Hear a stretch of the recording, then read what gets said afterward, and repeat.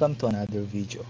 So, ngayong araw na to ay tuturuan ko po kayo kung paano po natin i-submit ang ating mga outputs sa link na binigay po ng mga resource speaker po natin. Okay? So, kung mapapansin po ninyo, nandito po yung mga output na ginawa ko nandito po sa aking desktop. Okay? Ito po papakita ko po sa inyo. So, meron po tayong 5 nagawa. Okay, itong mga nagawa po natin na to ay ito po yung isasubmit po natin sa link na binigay ng resource speaker. So, bago po yun, pumunta muna po tayo dito sa ating Google Chrome. So, okay. So, pupunta po tayo sa Google. Then, kung mapapansin po ninyo, meron po tayong mga icons po dito. Ang buttons, meron siyang Gmail, images, then sign in. So, kung hindi ka pa naka-sign in sa iyong Google account, so, click mo lang yung sign in. Okay? So, nandito na tayo. So, choose an account. So, gagamitin ko yung account ko ngayon. Okay. Then, papakita po ito. So, sabi dyan, enter your password. Yan. Okay. Then kapag na-enter na po yung password natin, just click next. Yan. Kung mapapansin po ninyo, naka-sign in na po tayo sa ating Google account. Dito po, pakita ko po sa inyo. Ayan. Okay. So ngayon, i-click lang po natin to, Google Apps, then hanapin po natin yung Drive.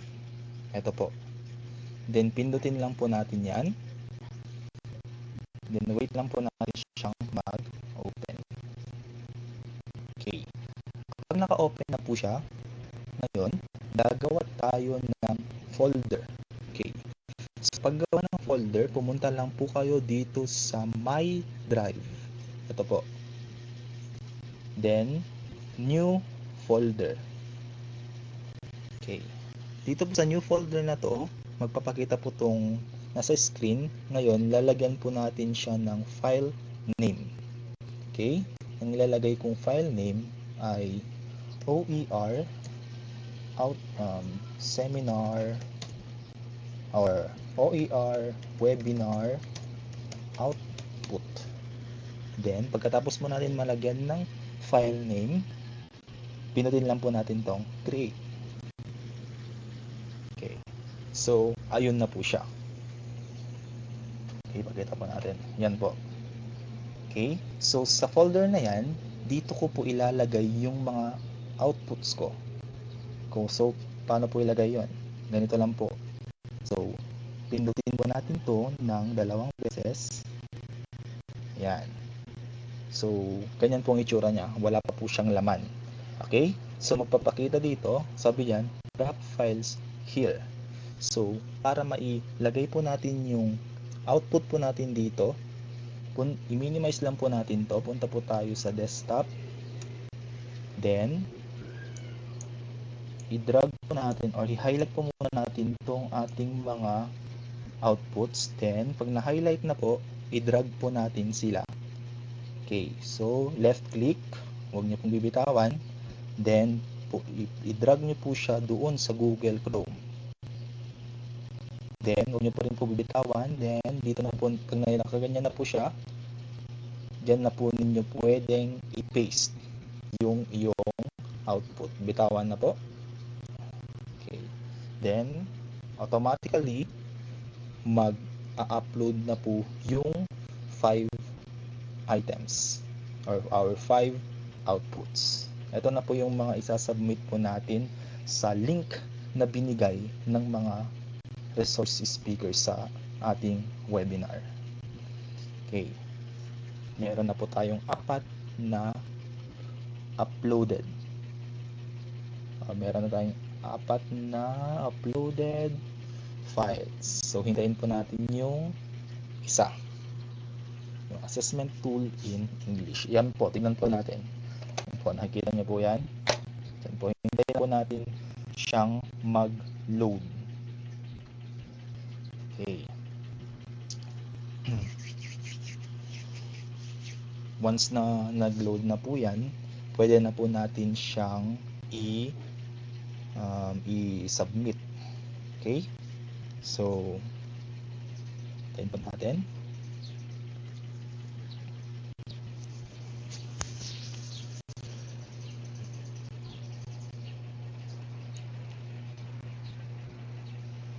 Okay, yan na po. Malapit na po.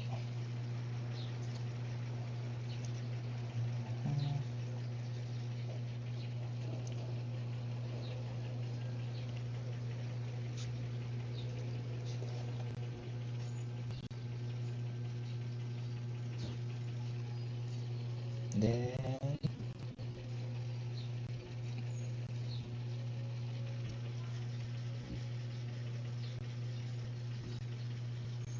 yun. Kapag nagpakita na po yun, finish upload. So, sabi dyan, 5 uploads complete.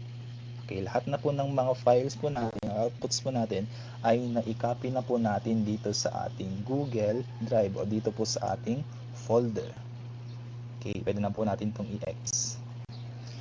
Then, once na po na upload na po yung mga outputs po natin dito, pumunta na po tayo ngayon dun sa link na binigay ng mga resource speaker.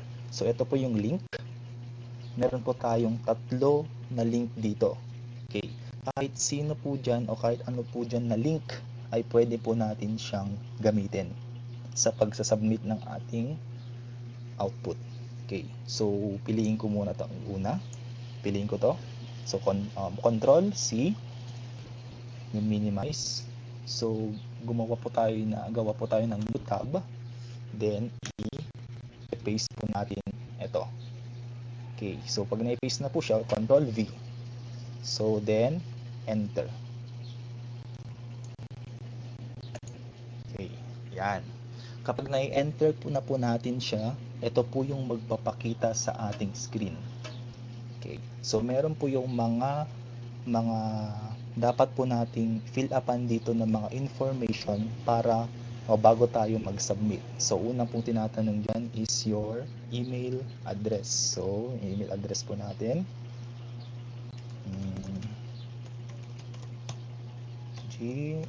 gmail.com.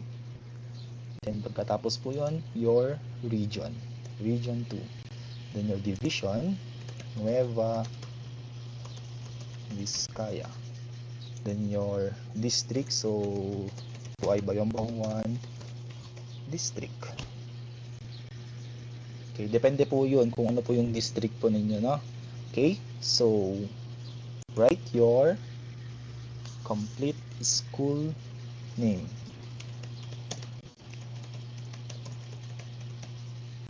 Then your school ID. Okay, then punta tayo dito sa ating complete name. Cromwell G. Pari. Okay, kahit Pariñas po ako, wala po yung N po dito sa aking keyboard. So, kasi pang mga parehas ko pong case dyan na may N sa pangalan at walang N dito sa kanilang gamit na laptop, is pwede naman po natin siyang i-search sa Google.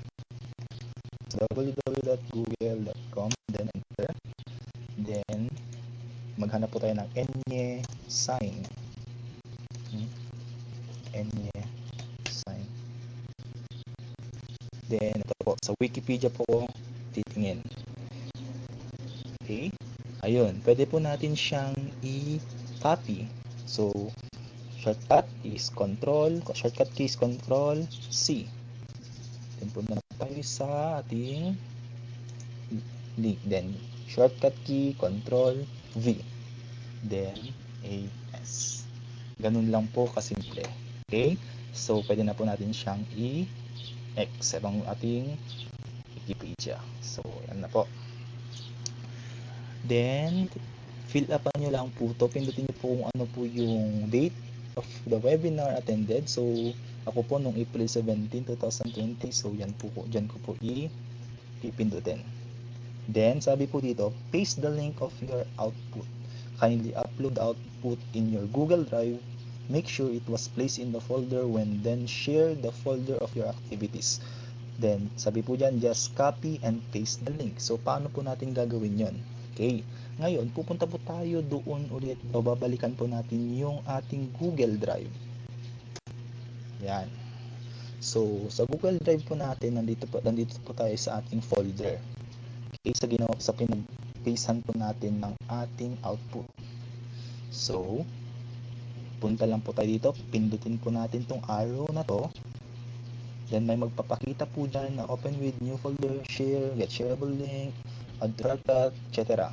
So, ang pipindutin po natin dyan is yung get shareable link. Okay. Then, link sharing on. Yan. Kung makikita nyo po, yan na po yung ating ikakopy na link. At pag na-copy na po natin, doon na po natin siya ipipaste sa ating isang tab. Okay. I-control C na po siya. Shortcut key is control C. Pindutin natin yan, control C. Then, punta po tayo dun sa ating isang tab dito sa kanina. Dito sa Open Educational Resources. Dito po yung tinatanong niya. Ilagay na po natin dito yung ating link. So, gamitin po natin yung shortcut key, control V. Yan na po. Yan na po yung link na kinopya po natin dito. Okay? So, kung meron po kayong gustong suggestions and comments, pwede naman po tayo lagyan. So, lagyan na namin congratulations. Yan. Then, kung gusto niyo pong mabigyan kayo ng kopya sa response sa mga pinaglalagay na po natin dito, click lang po natin to, send me a copy of my responses. Then, click submit. Okay? Ganun lang po kasimpleng mag-submit ng ating output. Okay na po. So, marami pong salamat. Have a good day.